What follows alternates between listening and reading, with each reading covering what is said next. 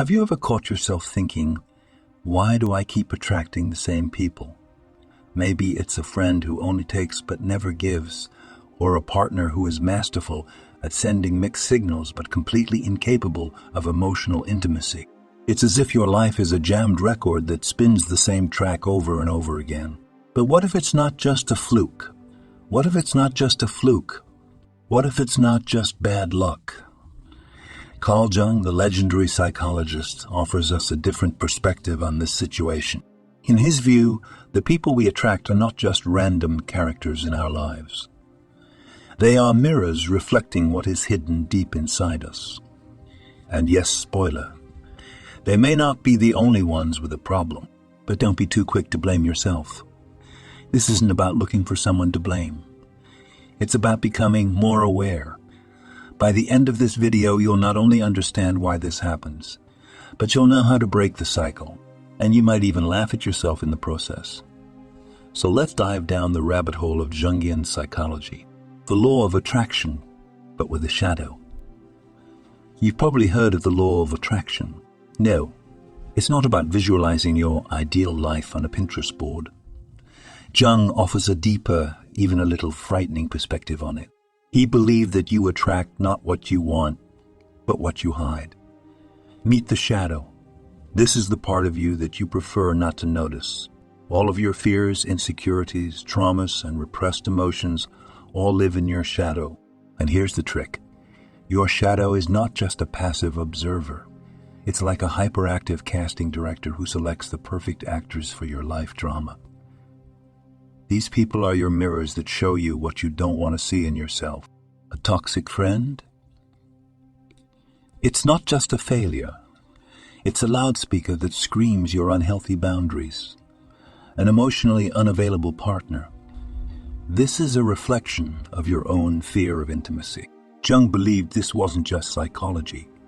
It was a universal law. The world you see is shaped by the energy you carry inside.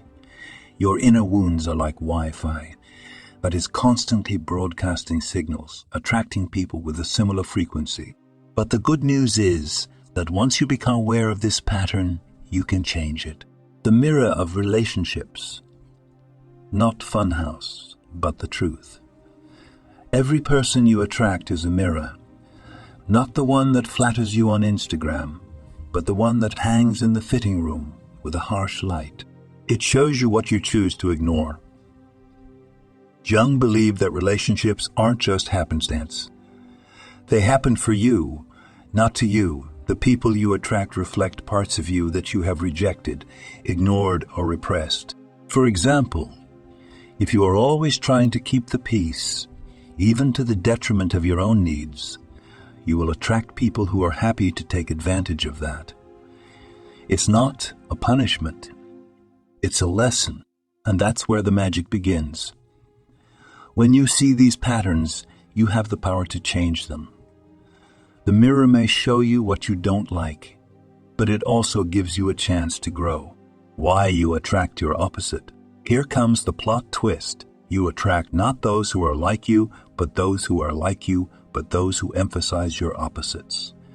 Jung called this the anima and animus, the balance of opposites within us. If you see yourself as a caring and kind person, you may attract cold and selfish people. Why? Because their behavior activates parts of you that you have suppressed, such as your need for boundaries. It's not just a coincidence. It's your inner world trying to teach you something. How to break the cycle. If you feel stuck in the Groundhog Day of relationships, Jung would say, you have unfinished business. Our relationships often repeat emotional patterns from the past, especially those we haven't fully understood or healed. For example, if you grew up with an emotionally unavailable parent, you may attract similar partners because it seems normal to you. But to break this cycle, you have to dig deeper. Ask yourself the hard questions. Why do I choose people like this? What am I avoiding in myself? And here's the good news. Once you understand these patterns, you can change them. The shadow test. Is it them or you? We all sometimes think they're the problem. But Jung would say, is it definitely them Or is it them showing something about you? This is called projection. We often project our unresolved problems onto others. For example, if you're annoyed by someone else's self-confidence, it's probably because you repress that quality in yourself. When you stop projecting, you stop attracting people who push the mirror, the shadow, and you. So why do you attract the same people? Because life isn't about avoiding the shadow. It's about understanding it. Every relationship is an opportunity for self-discovery. The next time you notice a familiar pattern, don't despair. Take a step back, laugh at the absurdity of the situation, and ask yourself, what is this trying to teach me? And ask yourself, what is this trying to teach me? And who knows, maybe when you start working on yourself, the people around you will start to change too. Are you ready to embrace your shadow, learn from your triggers, and attract the relationships you deserve? Then subscribe to the Great Quotes channel, and let's grow together. See you in the next video.